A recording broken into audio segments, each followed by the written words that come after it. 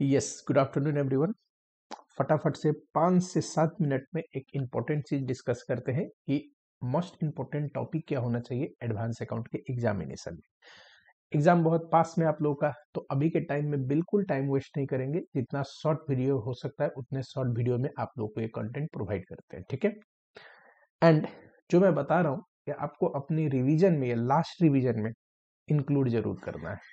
साथ ही में मैं ये भी बोलूंगा, एक डिस्क्लेमर, कि पढ़ना आपको सब है, सारे सिलेबस में से पूछा जाता है। हालांकि उसमें जो कुछ टॉपिक है जो लगता है कि ये मेन वेटेज में आएंगे, यहाँ से क्वेश्चन पूछने की प्रोबेबिलिटी हाई है, वो टॉपिक मैं यहाँ डिस्कस कर रहा हूँ। पढ़ना आपको सब है। क्या कोई रिपीटेड टॉपिक सर पूछ सकता है जो पिछले अटेम्प्ट में पूछा था? बिल्कुल 100% ऐसा पास्ट में बहुत बार हुआ है। तो ऐसा नहीं बोल सकते कि ये छोड़ देते हैं क्योंकि पीछे पूछा था, नहीं। लॉजिकली डिस्कस करेंगे क्या होना चाहिए। एंड इवन मैं डिस्क्लेमर देता हूं कि आपको पढ़ना सब चीज है, ठीक। आ जाओ जरा एडवांस अकाउंट की बात कर रहे हैं।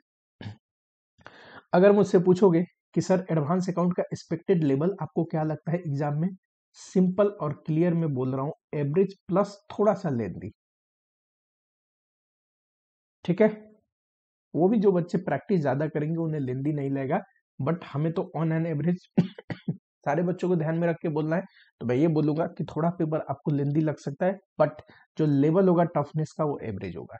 और टफ पेपर नहीं आने वाला है, डोंट वरी। तो आप आराम से एग्जिम्सन स्कोर कर सकते हैं, इसमें कोई दिक्कत नहीं है। एक एवरेज बच्चे के लिए बोल रहा हूं मैं। चलो, ये मेरा एस्टिमेट है, बचा हुआ पेपर देखते हैं कैसा आता है। अगर एग्जाम के लिए टोटल वेटेज की बात करें तो आपको पता होनी चाहिए कि एमसीक्यू 30 मार्क्स में आता है। एंड सितंबर को ध्यान में दूं मैं, तो एमसीक्यू में भर भर के एएस पूछा था। एमसीक्यू 1 एमसीक्यू 2 मार्क्स में आता है, तो यहां से छोटे क्वेश्चन ही फ्रेम हो सकते हैं। बड़े चैप्टर के तो क्वेश्चन पूछेगा ही नहीं, छोटे छोटे कंसेप्ट पे क्वेश्चन पूछेगा। और छोटे छोटे कंसेप्ट पे क्वेश्चन पूछने के लिए as is very suitable topic, ठीक। एएस के साथ साथ कैश फ्लो स्टेटमेंट से भी आया था ठीक। जो case study scenario 3 number question था, उसमें 4 question I think cash flow का था, और एक था fix asset held for sale, उसको कैसे क्लासिफाई करेंगे, यानी कि शेड्यूल 3 का, करेक्ट। तो एएस इंपॉर्टेंट है। 30 मार्क्स मान लेते हैं यहां से आएगा, मान लो चलो 30 नहीं तो 28। साथ ही में अगर डिस्क्रिप्टिव क्वेश्चन की बात करूं मैं, तो डिस्क्रिप्टिव क्वेश्चन में पहला क्वेश्चन जो 14 मार्क्स का होता है, ये स्टिल एएस का क्वेश्चन आता है, ठीक। कैसे आएगा? 5+5+4 3 क्वेश्चन होंगे, 2 5-5 नंबर के, एक 4 नंबर के, ठीक है। चलो, 2 से 6 नंबर में एक क्वेश्चन ऑप्शनल है। मैं हमेशा सजेस्ट करता हूं, थोड़ा भी पेपर टफ लगे आपको, क्वेश्चन नंबर 6 जो ऑप्शनल है ये कंपैरेटिवली इजी लगेगा, तो ये आपको करना है। बच्चे को टफ कहां लग सकता है सर? बड़े चैप्टर में, जैसे कि आपको एमलगेमेशन से टफ क्वेश्चन कभी लग सकता है कि बहुत लेंदी क्वेश्चन दे दिया, एडजस्टमेंट बहुत सारे दे दिए। कंसोलिडेशन कंसोलिडेशन से क्वेश्चन ऐसा लग सकता है कि सर बहुत लेंदी एंड बहुत मुश्किल क्वेश्चन था। तो अगर ऑप्शन में कभी ऐसा आए और मुश्किल लगे तो इनमें से एक स्किप भी कर सकते हैं और क्वेश्चन नंबर 6 कर सकते हैं, ठीक। इसके दो रीजन है, एक तो ये, ठीक, कि बड़ा क्वेश्चन अगर कॉम्प्लिकेटेड आ रहा है तो मिस्टेक करने से बढ़िया है 6 नंबर क्वेश्चन कर लो। 6 नंबर में 3 पार्ट में यूजुअली क्वेश्चन आता है, 3 पार्ट्स, एंड हर एक पार्ट एक दूसरे से इंडिपेंडेंट है, यानी कि 2 पार्ट आप करेक्ट करते हैं तो इसमें फुल मार्क्स मिलेगा। एक पार्ट में मिस्टेक भी हो गई तो इसमें चलो स्टेप वाइज मार्क्स ले लेते हैं। मान लो 50% मार्क्स आपने स्कोर किया, तब भी स्टिल 14 में से 12 नंबर आएंगे, तो ये कंपैरेटिवली आसान है लेकिन अगर आप कंसोलिडेशन या एमलगमेशन का क्वेश्चन करते हैं और वहां पे आपसे मिस्टेक हो जाएगा, तो 14 में से 12 आएगा कि नहीं ये बताना मुश्किल है, शायद कम आए 12 से, ठीक। तो क्वेश्चन नंबर 6 को ध्यान देंगे, इसमें छोटे क्वेश्चन होते हैं, छोटे टॉपिक से आएंगे, जैसे कि रिकंस्ट्रक्शन का छोटा पूछ लिया, बाईबैक से पूछ लिया फ्रेमवर्क से पूछ लिया, है कि नहीं। तो ये वाले हो सकते हैं, या इवन बाई चांस यहाँ पे एस कम आए हैं तो एक एस से भी पूछ सकता है। मतलब छोटे टॉपिक से ही क्वेश्चन पूछेंगे, इसकी गारंटी है। चलो, एएस में इंपॉर्टेंट एएस की बात करूं तो मुझे लगता है AS7, ये जो भी एएस मैंने लिखे हैं ये मार्क करना ये ज्यादा इंपॉर्टेंट है। ठीक, स्टिल आपको पूरी अकाउंटिंग स्टैंडर्ड पढ़ के जाना है। इनमें से लगभग सारे एएस मैंने रिवीजन करवाए हैं, आपको रिवीजन लेक्चर आप देख सकते हैं यूट्यूब से। ठीक है अब कैसे मैं लिख रहा हूं ध्यान से सुनना। AS7, 10, 11 एंड 12 ये तो इंपॉर्टेंट है। इनमें से दो तो मुझे लगता है क्वेश्चन नंबर 1 में जो 3 क्वेश्चन होते हैं ना वहां पे आएंगे ही आएंगे। AS18 चलो पिछली बार आया था, मे भी रिपीट हो जाए। 17 आने की प्रोबेबिलिटी है, यहां से भी प्रैक्टिकल क्वेश्चन फ्रेम होते हैं। एंड 19, 20, 16 ये लास्ट अटेम्प्ट में आए तो थे लेकिन ये रिपीट होने वाले अकाउंटिंग स्टैंडर्ड है, यानी कि बार बार ये एएस आते रहते हैं, जरूरी नहीं पिछले अटेम्प्ट में आया तो नहीं आएगा, आएगा। और मुझे लगता है इनमें से भी किसी एक एएस से लेंदी क्वेश्चन आएंगे, यानी कि 5 मार्क्स में। करेक्ट, तो सिर्फ रिपीट होने की बात नहीं, बड़े क्वेश्चन में भी आ सकते हैं। ठीक कंसोलिडेशन की बात करूं तो कंसोलिडेशन में ध्यान से सुनना। कंसोलिडेशन में तो पीएल का कंसोलिडेशन भी पूछ सकता है, कैश फ्लो का तो पूछता नहीं है सिलेबस में, पूछ सकता है, इजी होता है, पूछता नहीं है। बैलेंस शीट का कंसोलिडेशन पूछने की प्रोबेबिलिटी मुझे लग रहा है। साथ ही में ये जो एडजस्टमेंट है ये थोड़े इंपॉर्टेंट है, ये आपके दिमाग में क्लियर होनी चाहिए। ठीक दो चार एडजस्टमेंट मैंने नहीं भी लिखे हैं, जैसे कि कोई प्रायर पीरियड आइटम इस बार पता चला नहीं लिखा है, प्रीफरेंस शेयर कैपिटल हुआ सब्सिडी के बुक में नहीं लिखा है, डिफरेंट रिपोर्टिंग पीरियड हुआ नहीं लिखा है, ऐसे ही दो चार एडजस्टमेंट है नहीं लिखा है। ये जो बेसिक एडजस्टमेंट है ये आपको क्लियर होनी चाहिए, यहाँ से पूछने की प्रोबेबिलिटी है। ठीक, जैसा भी क्वेश्चन पूछे इंटर कंपनी बैलेंस का एक पॉइंट दे देता है जो आपको इलिमिनेट करना होगा, स्टॉक रिजर्व निकालने का पॉइंट दे देता है, बोनस एंड डिविडेंड ये तो इंपॉर्टेंट ही है, आय अटेम्प्ट में इंक्लूड करके आते हैं। रिवैल्यूएशन बहुत समय हो गया है, आते रहता है इसलिए।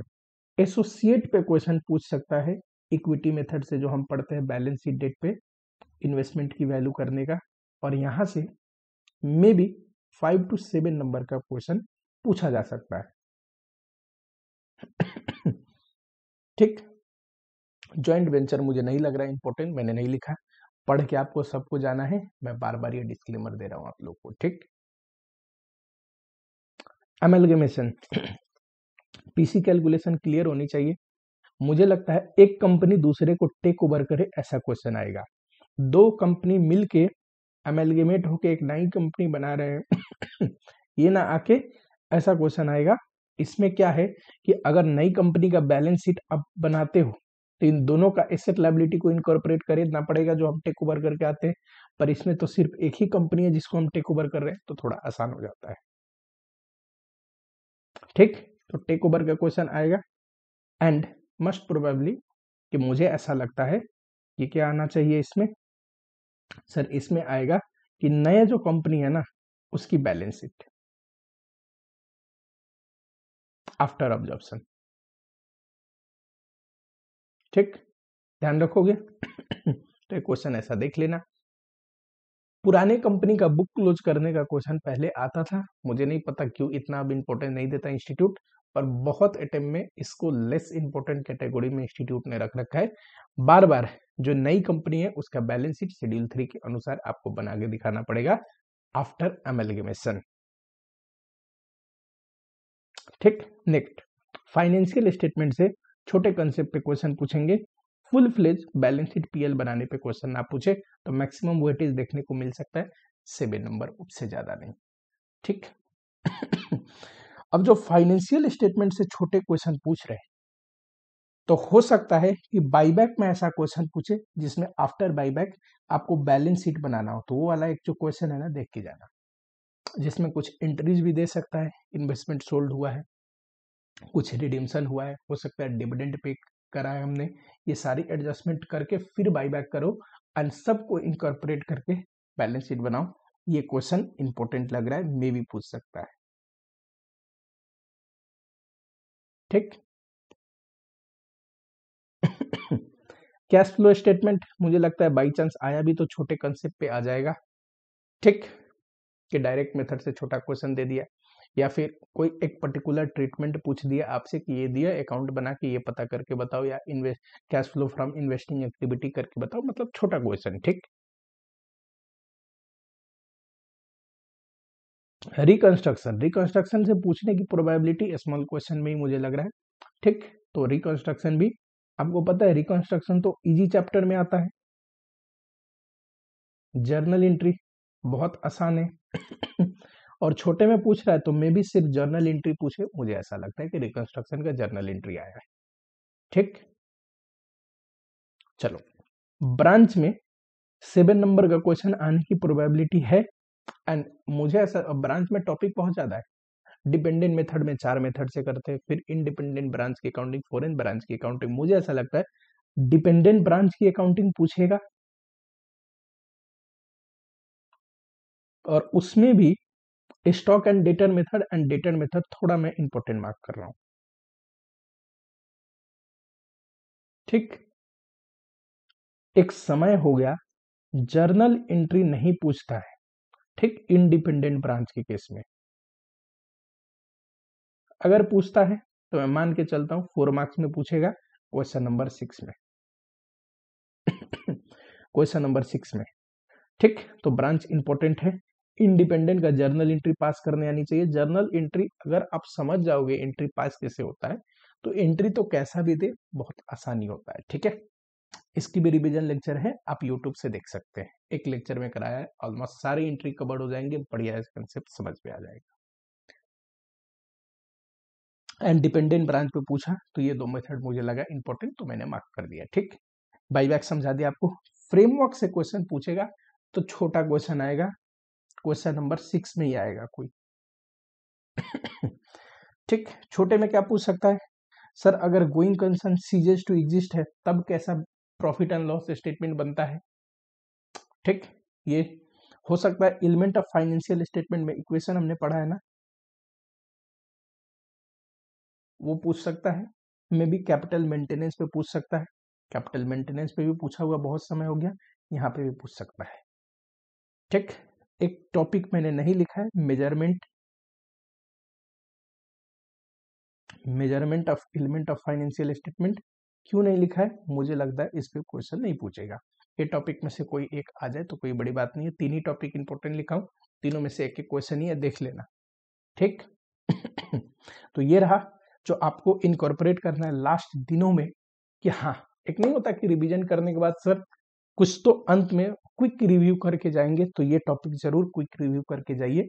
मुझे ऐसा लगता है कि इनमें से प्रोबेबिलिटी है कि क्वेश्चन पूछेंगे अच्छे खासे, ठीक। बचा हुआ है तो आपको पढ़ के सब चीज जाना है, इंस्टीट्यूट की मर्जी, जो क्वेश्चन पिछले अटेम्प्ट में आए थे वो क्वेश्चन रिपीट हो जाएंगे उस टॉपिक से, सेम क्वेश्चन नहीं बोल रहा हूँ, मतलब उसी टॉपिक से पूछ ले, कोई बड़ी बात नहीं है, तो सब चीज पढ़ के जाना है। चलो, जो बच्चे नए हैं चैनल को सब्सक्राइब कर लेना, कोई डाउट हो कमेंट बॉक्स में पोस्ट कर देना, साथ ही में वीडियो पसंद आई क्या करना है, वीडियो को एक लाइक कर देना। चलो, मिलता हूं आप लोगों से नेक्स्ट लेक्चर में, टिल ख्याल रखो, पढ़ाई करते रहो।